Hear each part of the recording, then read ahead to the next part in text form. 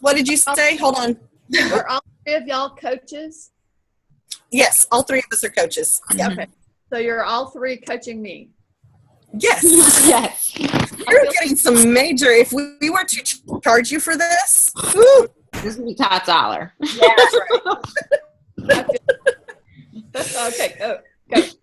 All right. We thank y'all for joining us tonight for our Wednesday wind down, which I don't even have any wine. I'm been doing laundry for the last hour. I don't even have anything to drink. I don't even have water. But this is a wind down. So tonight, what we're going to talk about is Thanksgiving coming up.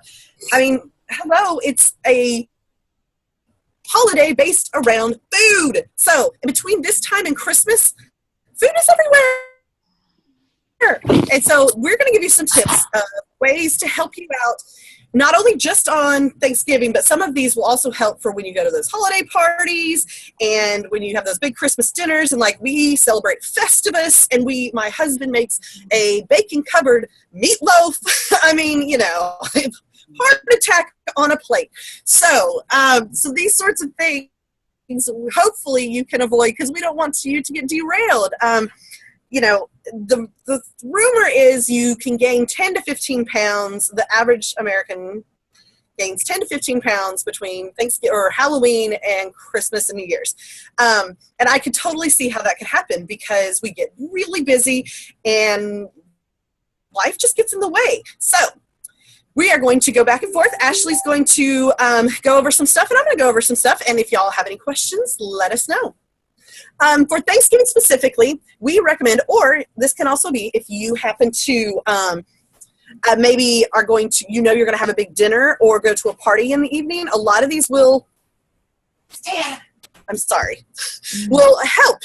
sorry, my dog got to stay in, and that's just okay. That morning of, I recommend going for a walk or run. Get up early, start your day. Don't let it be a rest day. I'm going to go into that next one just because it kind of goes into it. Don't stop your workout regime. I'm going to say this publicly so that y'all can keep me accountable.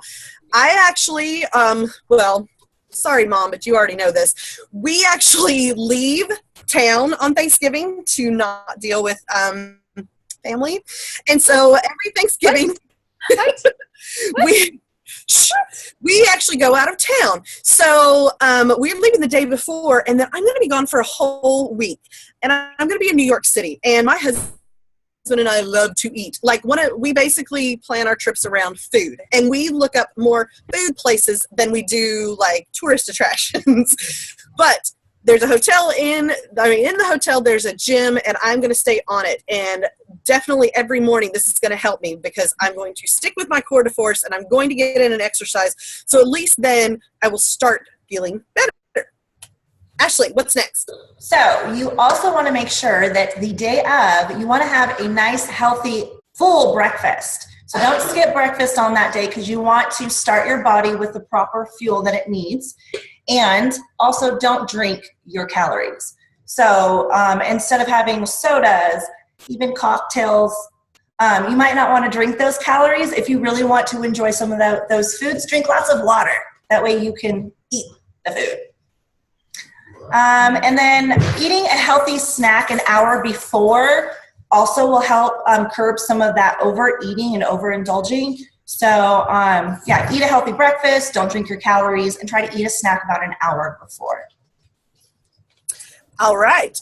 The next thing we're going to talk about is control your portion size. One thing, and I even use this on a daily basis, is we actually, because I use paper plates mostly in my house, get a smaller plate. Don't get those ginormous specialty ones that they specifically make for Thanksgiving. Get a smaller plate because then you can still fill your plate up and it looks like a lot of food, but it really isn't. So keep that in mind, your portion size.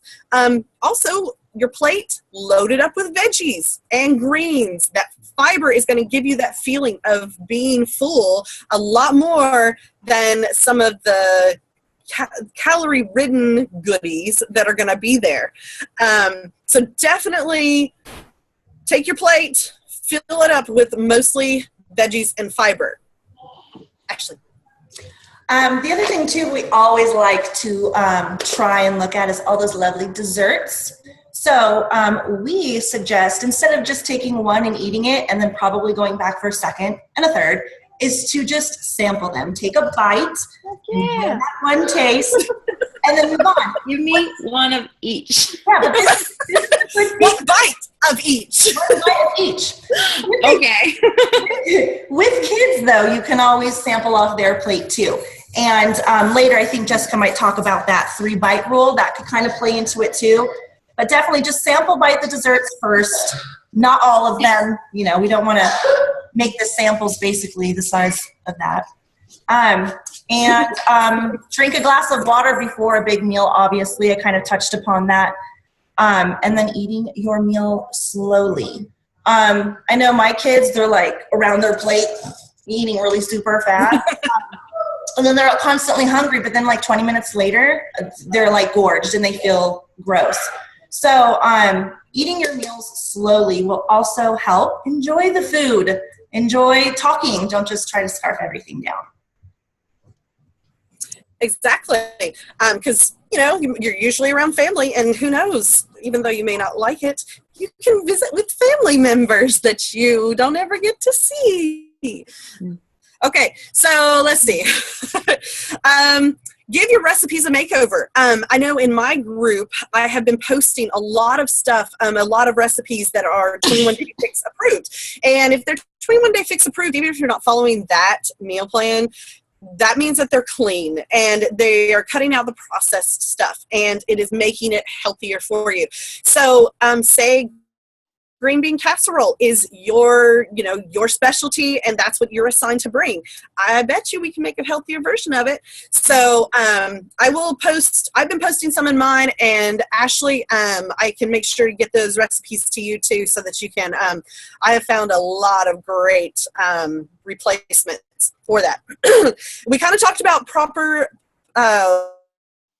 getting the portion size, controlling those. So keep in mind, in fact, I was watching from Autumn Calabrese a video earlier that was talking about the few days before to definitely, be using your containers when you're eating, because then you're going to be used to seeing, okay, this is a carb and this is really all of serving of carbs. So you'll already be used to that. So by the time the day comes to slop it on your plate, you'll know how much really is an actual portion.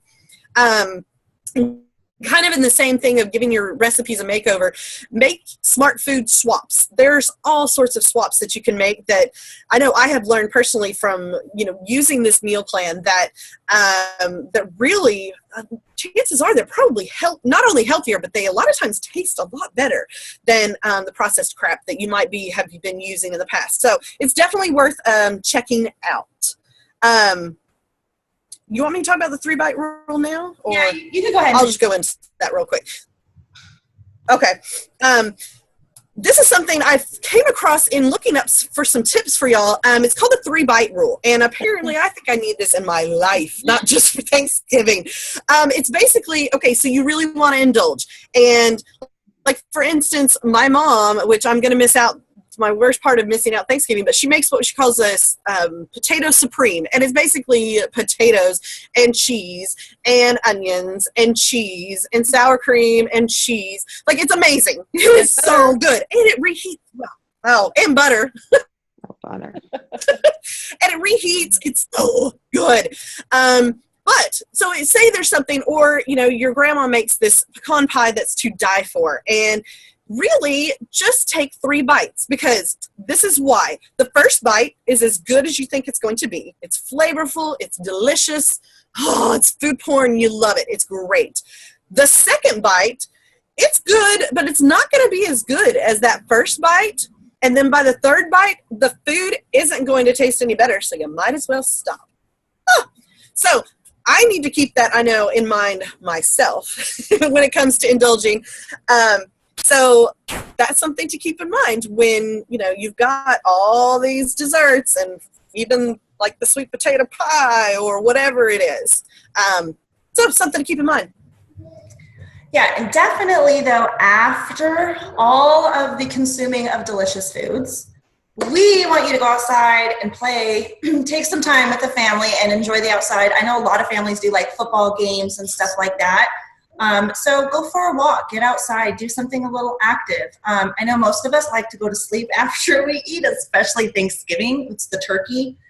But still try to get out and do something active and not be so sluggish right afterwards. So, and then basically just enjoy the rest of your day and make memories. But I want Jessica to talk about no seconds and taking that doggy bag home.